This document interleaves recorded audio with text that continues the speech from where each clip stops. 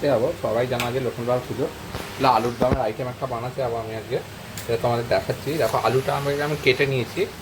এবার এটা সামান্য নুন ফেলে আলুর দমটাকে আমি সেদ্ধ করে নেবো। জানোই আজকে লক্ষ্মীবার পুজো, আগেও বলেছি। তো তারপর কী কী আসবে আমি দেখো, আগে একটু নুন দিয়ে দাও, নুন দিয়ে এটা সেদ্ধ বসিয়ে দাও। সেদ্ধ হলে এটা আমি ফিরে আসছি তোমাদের কাছে। দেখো বন্ধুরা, আমি আলুর দমের যে আইটেমটা করছি আমাকে দেখাবো।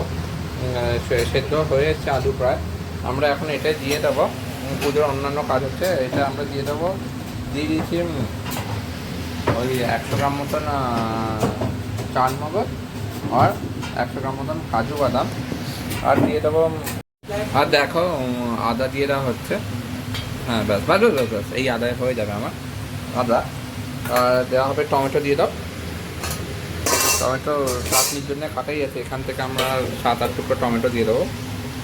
ব্যাস ব্যাস ব্যাস, এনাফ এনাফ এনাফ টমেটো। আর এর ভেতর দিয়ে দেবো একটু একটু ঝাল ঝাল করবো, নিরামিষ খাবার তো আবার দেবো। তাও খাবেন, বেশি ঝাল করবো না, মোটামুটি ঝাল দেবো। দেবো 10-12টা কাঁচা লঙ্কা।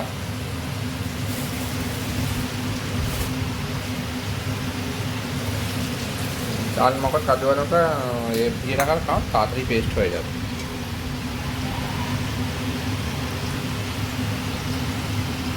দেখো কাঁচা লঙ্কা অনেক চলে যাচ্ছে।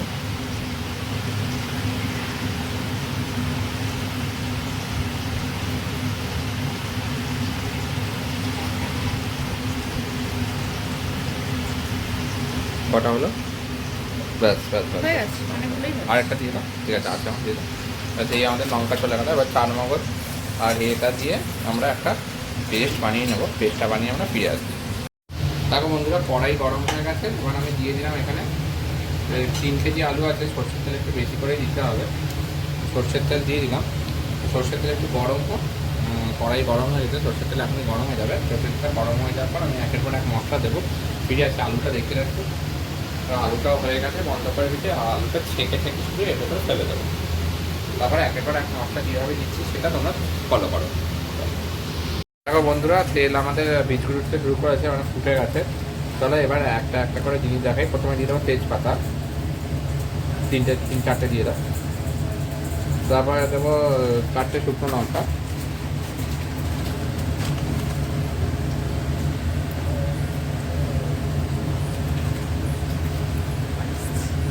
জিরে গুঁড়ো, ধনে গুঁড়ো,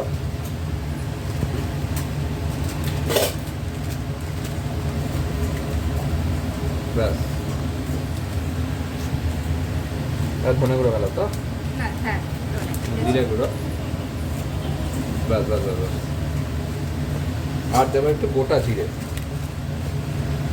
একটু দাও। তবে এগুলো অনেকটা এমন বলে 2 টেবিল স্পুন করে তোমাদের দিতে হবে, মনে রেখো। 3 কেজি আলু এটা বললাম, ঠিক আছে? এটা চলো হোক।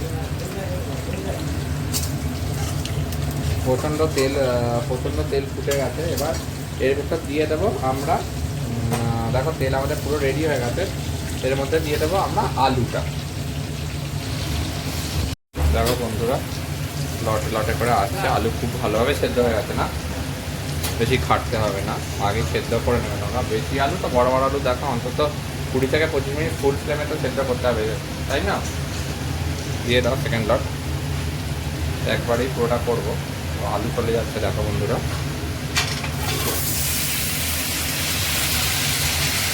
ঠিক আছে, তাহলে আলুগুলো চলে যাক, তারপর নেক্সট স্টেপটা দেখাচ্ছি। দেখো বন্ধুরা, আলু চলে গেছে। নুনটা নিয়ে এসো। এখানে নুন আর হলুদ দিয়ে মশলার সহিত এটা আমরা ভেজে নেব।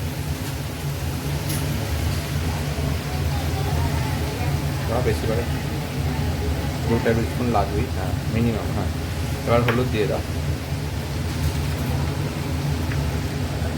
সামান্যই হলুদ, ব্যাস ব্যাস ব্যাস। এইটা আমরা এবার খুব সুন্দর করে এবার মিক্স করে দাও, ভেজে নেব।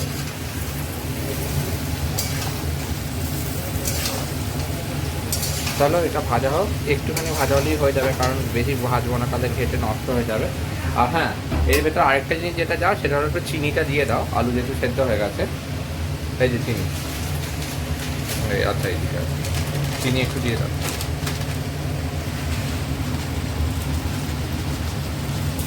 ব্যাস, 3 টেবিল স্পুন মতন চিনি চলে গেল।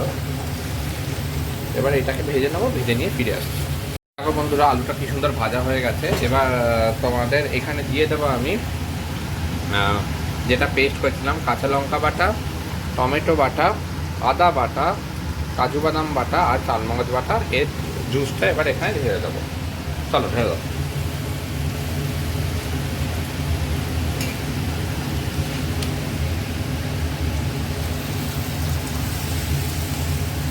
খুবই অসাধারণ লাগছে। দেখো জুসটা পড়ে গেল, জুসটা ঢেলে দেওয়া হলো। এবার এটা কী হবে, এবার এটা একসাথে হতে থাকুক, সম্পূর্ণ কাঁচা গন্ধ হলে, হ্যাঁ গ্রেভি সম্পূর্ণ কাঁচা গন্ধ চলে গেলে এটা আমি ফাইনাল তোমাদের ফিগারটা দেখাবো আর কী করলাম আলুর সেটাও বলবো। চলো ততক্ষণ একটু ফুটুক, ভালো করে কাঁচা গন্ধ চলে যাক, তারপর আমরা আবার ফিরে আসবো। দেখো বন্ধুরা, আমাদের আইটেমটা হয়ে গেছে, এখনও গরমে টকবক করছে। এই যে আমাদের ফাইনাল ফিগার, এটাকে বলে আলুর দমের রেজালা। তা আলুর দমের রেজালা আজকে আমি বানালাম, দেখতেই পাচ্ছ। আশা করি ভগবান খুবই সন্তুষ্ট হবে, লোকনাথ বাবা আমার জন্যই বানানো এটা। আশা করি তোমাদেরও এই আইটেমটা খুব ভালো লেগেছে। তোমরা এরকমই বানাবে। দেখো পুরো তেলও ছেড়ে দিতে সাইড দিয়ে, কাজু বাদাম আর চারমগজের। এরকমভাবেই তোমরা আইটেমটা বানাবে, করবে, দেখবে একটু অন্য ধরনের আলুদম আর কি, ওটাও খুব ভালো লাগবে। তো কিছুজন ইনভাইটেড আছে, তাদের জন্য বানালাম একটু। ঠিক আছে, চলো আবার দেখা হবে কোনো নেক্সট কোনো ব্লগে। এরকমভাবেই তোমরা বানাবে আলুদমের রেজালা। তোমরা খুব খুব ভালো থেকো, আমাদের সাপোর্ট করতে থেকো। ততক্ষণের জন্য টাটা, বাই বাই। লোকনাথ বাবার আশীর্বাদ যেন সবার উপরে সব সময় থাকে। হ্যাঁ হ্যাঁ, লোকনাথ বাবার ভিডিও আমাদের আসছে, সেটা দেখে নিও ব্লগিংয়ে। ঠিক আছে।